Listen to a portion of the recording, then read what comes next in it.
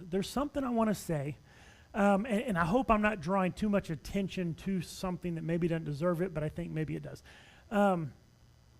As y'all know, I am a big proponent of what is widely known as apologetics, right? Defending the faith. That we don't just believe this just because, but actual history backs it up.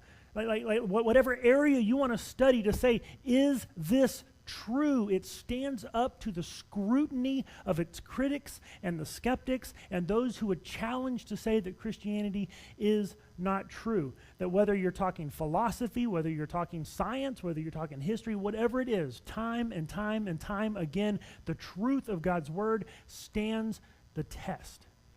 And so I always want to throw that out there. I always want to make sure that that is a foundation that we have. If you remember, whenever we talked about, whenever we did the study, Forensic Faith, J. Warner Wallace, he made a comment that as he would go around and do his talks, that he would ask people why they are a Christian.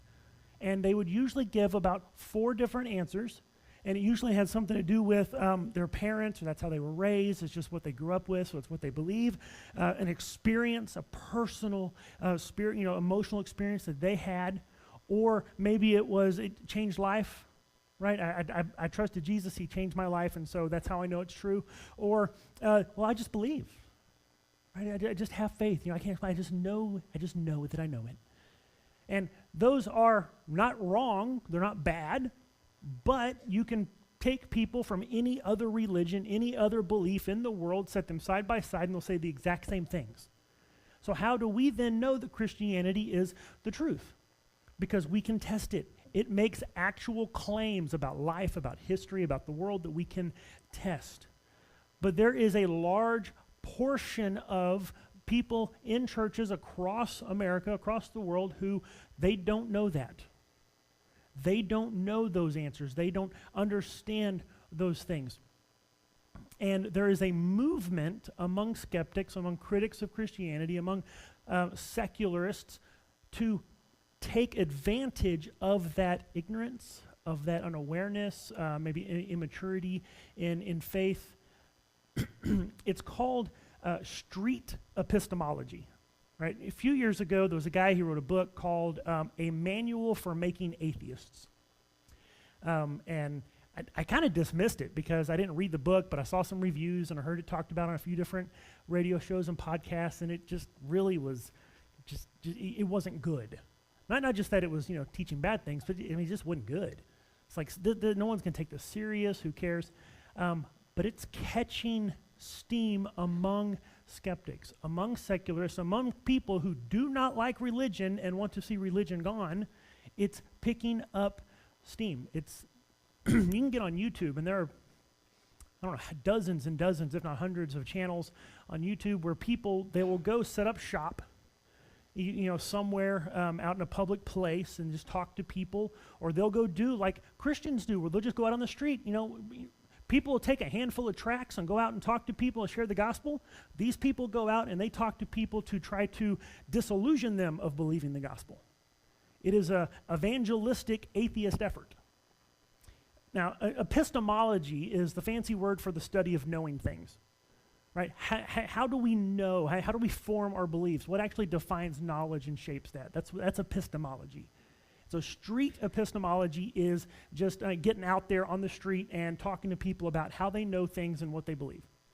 And the kind of idea is that, if you're thinking rationally and forming your beliefs correctly, well, then you're going to go to be an atheist.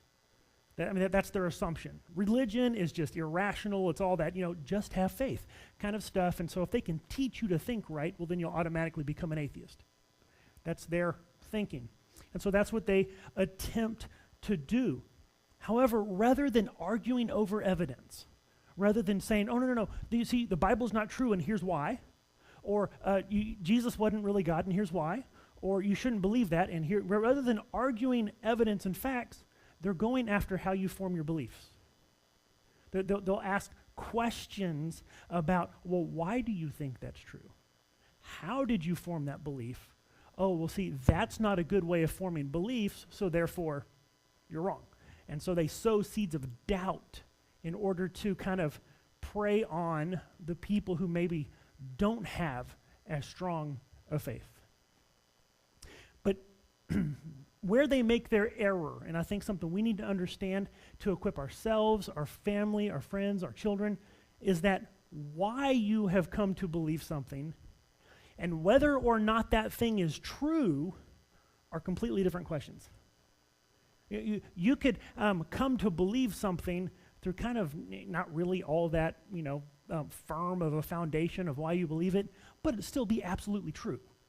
And so rather than shifting the argument about whether or not Christianity is true, they attack the system or the means by which you came to believe it.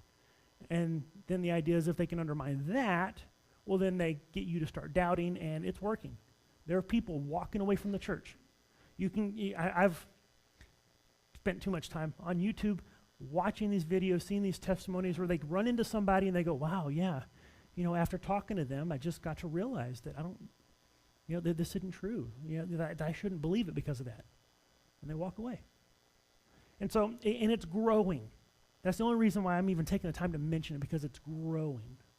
And so we want to be careful on that. If you want to know any more about that, our friend Cameron Bertuzzi at capturingchristianity.com, he has been doing some work on this, researching in it, discussing it, and so forth.